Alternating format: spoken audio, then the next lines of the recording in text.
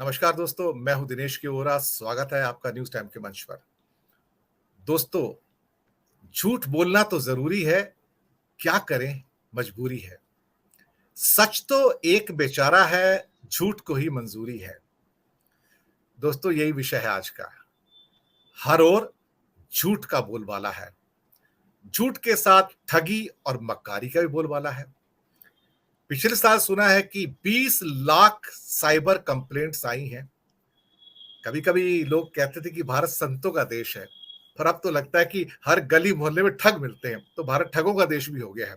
जहां 20 लाख साइबर ठगी के केस आ जाएं और सॉल्व कुछ भी ना हो, तो चारों तरफ ठग ही ठग है। तो झूठ तो छोटे लेवल पे आ जाता है, लेकिन आज झूठ पे ही बात करेंगे। झूठ कौन नहीं बोलता है।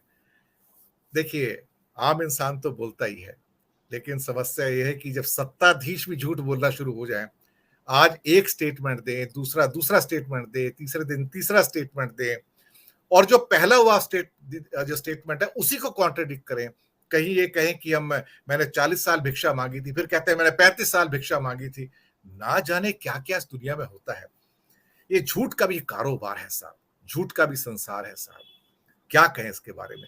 मुझे लगता है कि मैं ज्यादा इस विस्तार में इसकी पृष्ठभूमि नहीं रखूंगा, क्योंकि आज हमारे साथ कुछ ऐसे विद्वान मौजूद हैं जो इसी झूठ और मक्कारी के ऊपर अपने अपने वक्तव्य देंगे। मैं स्वागत करूंगा योगेश चुड़गर जी का। दादा, स्वागत है आपका। वरिष्ठ विश्लेषक पत्रकार है। धनंजय कुमार जी, वरिष्ठ विश्लेषक पत्रकार है, सर आपका भी स्वागत है। अखिल स्वामी जी प्रोफेसर भी हैं, अर्थशास्त्री भी हैं, विश्लेषक भी हैं, सर आपका भी स्वागत है। और हमारे परम मित्र कर्मवीर के chief editor doctor Rakesh Pathak ji, sir आपका बहुत बहुत स्वागत है। राकेश जी आज थोड़े से समय के लिए हमारे साथ जुड़े हैं, तो उनकी समय की कुछ बाध्यता है, तो मैं सम्मान करते हुए सबसे पहले मैं उन्हीं से आग्रह करूंगा कि सर आपकी फीड मैं पहले ले लेता हूं, फिर उसके बाद आप साइन ऑफ करके आप जा सकते हैं। मैं सम्मान करता हूं आपकी समय की बाध्यता का। सर, झूठ बोलना जरूरी है, क्या करें, मजबूरी है। हो सकता है आप मैं बोल रहे तो चल जाता है, गली मोहल्ले वाले बोल रहे चल जाता है, छोटे भैया बोल रहे चल जाता है, देश के सत्ताधीश जब खुलेआम बोले तब क्या होता है। डॉक्टर राकेश पाठक। बहुत धन्यवाद सर। आपने बहुत इशारों में स्पष्ट कह ही दिया है कि झूठ का जो स्रोत है, जो गंगोत्री है, वो कहां से बह रही है। सत्ता के शिखर पर, सत्ता के चरम पर बैठे लोग जब झूठ बोलते हैं तो समाज में धीरे धीरे झूठ की प्राण प्रतिष्ठा हो जाती है। ये वाकई में आश्चर्यजनक बात है कि वैज्ञानिक युग में, शिक्षित समय में, जबकि दुनिया इतनी तरक्की कर चुकी है, अध्ययन, अध्यापन, शिक्षण, प्रशिक्षण अपने चरम पर एक तरह से देखा जाए, सूचना महाविस्फोट का युग है। इंटरनेट के आगमन के बाद से कोई भी सूचना छुपी नहीं रह सकती है, चाहे वो आपकी शिक्षा से संबंधित हो, चाहे आपके बाकी दावों से संबंधित हो। आपने इशारों में कहा कि उनका झूठ जब शिखर से शुरू होता है तो उसका असर जनता तक जाता है।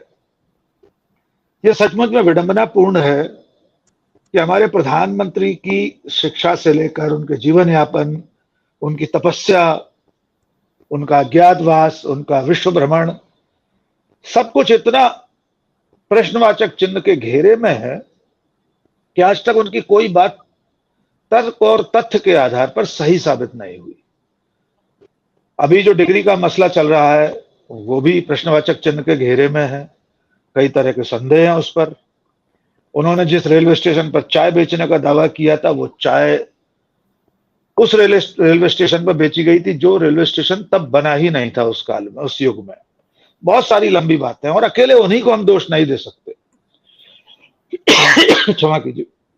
भारत की राजनीति में, सार्वजनिक जीवन में इस वक्त झूठ का जिस तरह बोलबाला है, उससे मुझे कभी कभी लगता है कि हमारे भारत का जो जय घोष है, सत्यमेव जयते, हमारा जो घोष वाक्य है, ब्रह्म वाक्य है, उसे अब बदल देना चाहिए, असत्यमेव जयते कर दिया जाना चाहिए, क्योंकि हमारे आसपास असत्य की ही विजय हो रही है।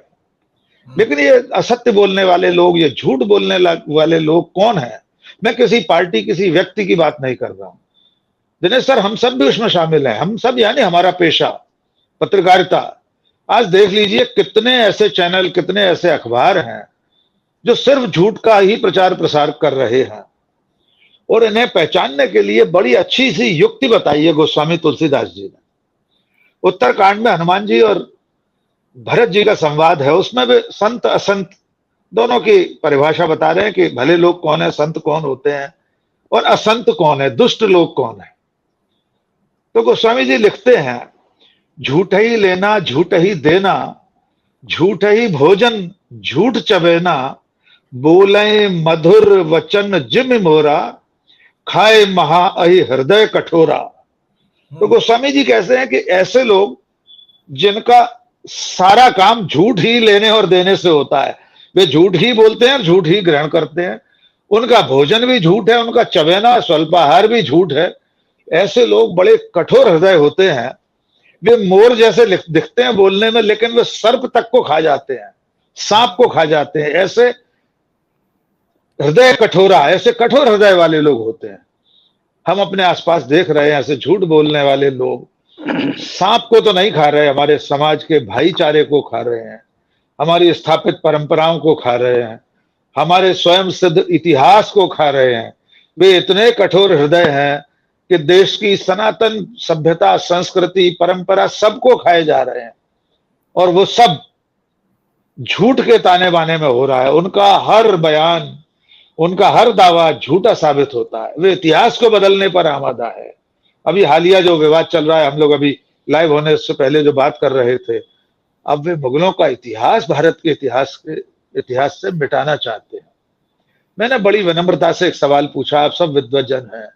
मैंने पूछा है कि मुगलों के बिना हमारे शूरवीर छत्रपति शिवाजी महाराज, राणा प्रताप, इनके शौर्य का गौरवगान कैसे होगा? क्या लिखा जाएगा इतिहास की किताबों में? हमारे विद्यार्थी क्या पढ़ेंगे कि राणा प्रताप ने हल्दी घाटी में फलाने व्यक्ति के साथ युद्ध किया था, उसमें मुगल का नाम नहीं होगा। छत्रपति शिवाजी महाराज किसको छक्के छुड़ाते रहे अपनी गुरिल्ला वारफेयर से, अपनी गुरिल्ला युद्ध पद्धति से, वहां औरंगजेब का नाम नहीं होगा। और तो और हमारे एक मित्र ने हमारी पोस्ट पर सवाल पूछा है, फिर तो 1857 की क्रांति का भी जिक्र करते समय आपको मुगल परंपरा के उस आखिरी बादशाह बहादुर शाह जफर का नाम भी बिठाना पड़ेगा, जिससे हमारे देश के क्रांतिकारियों ने, हम सब ने, महारानी लक्ष्मीबाई ने, तात्या टोपे ने, राव साहब ने, नाना साहब ने, हम सब ने जिस मुगल बादशाह को कमांडर इन चीफ चुना था उसका क्रांति का, उसका नाम भी मिटाना पड़ेगा। विडंबना ये है दिनेश जी, ये लोग जो कुछ लिख और बोल रहे हैं, ये अपने पुरखों के लिखे को ही मिटाने पर आमादा है। मेरे पास मैं आपको एक किताब दिखाना चाहता हूं, ये वीर सावरकर की लिखी हुई किताब है। वीर वे लोग कहते हैं, मैं तो नहीं कहता। विनायक दामोदर सावरकर, काला पानी से पहले एक ही ढंग का काम किया है सावरकर ने। काला पानी से पहले क्रांतिकारी जो गतिविधियां की हैं उसकी हम सराहना करते हैं। 1857 की क्रांति पर सावरकर ने किताब लिखी है। क्या सावरकर की लिखी इस किताब में से बहादुर शाह जफर का नाम मिटा देंगे? इसके अनगिनत पन्नों पर बहादुर शाह जफर का नाम है दिनेश सर। तो इनके झूठ का अभियान इस सारे इतिहास को भी काल के गाल में धकेल देगा, इस पर यह आमादा है। दुर्भाग्य यह है, आने वाली पीढ़ी, इस देश का जो भविष्य है, आज के जो नौनिहाल हैं, जो कल के नागरिक बनेंगे, मतदाता बनेंगे, वे प्राइमरी मिडिल स्कूल से लेकर उच्च शिक्षा तक किताबों में भी झूठ पढ़कर कैसे नागरिक बनेंगे, कैसे मतदाता बनेंगे, इसकी कल्पना से ही मन सिहर उठता है दिनेश जी। लेकिन ये झूठ का युग है और झूठ विजयी हो रहा है, सत्य लगातार परास्त हो रहा है। ये कब तक चलेगा हम नहीं जानते। दार्शनिक रूप से तो ये कहा ही जाता है कि सत्य हमेशा विजयी होगा अंत में। एक बात तो है कि सच तो गली मोहल्ले के किसी कोने में चीथड़ों में लिपटा हुआ बैठा हुआ रो रहा है, और झूठ 5 स्टार के मजे ले रहा है। ये भी तो सच है।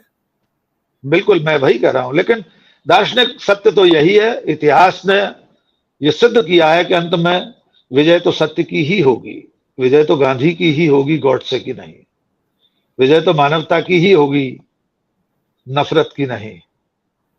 हमें इंतजार करना पड़ेगा और लड़ना पड़ेगा हमारी पीढ़ी को, तभी हम आने वाली पीढ़ी को सच्चा इतिहास और सच्चाई का समाज दे पाएंगे। फिलहाल हम एक झूठ के युग में जी रहे हैं, हम अभिशप्त हैं इसके लिए। जी दिनेश जी। मैं आपके जाने से पहले एक छोटी सी कविता जो मेरी पुरानी है, मैं आपके सामने नहीं, पेश मैं आप जैसे विद्वज्जनों को छोड़ूंगा नहीं, मैं थोड़ा समय और रहूंगा, कोशिश पूरी जी, करूंगा।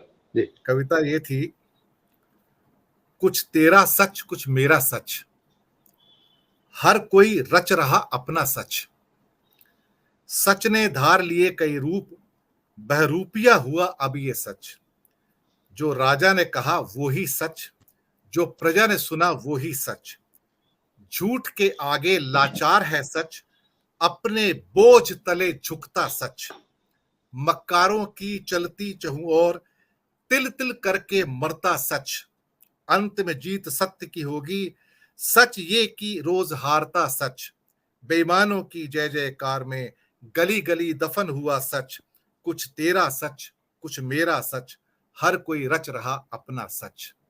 ये मेरी पुरानी एक कविता थी, मैंने सोचा कि मैं यहाँ पर दर्शकों के लिए और आपके लिए थोड़ा सा पेश कर दूं।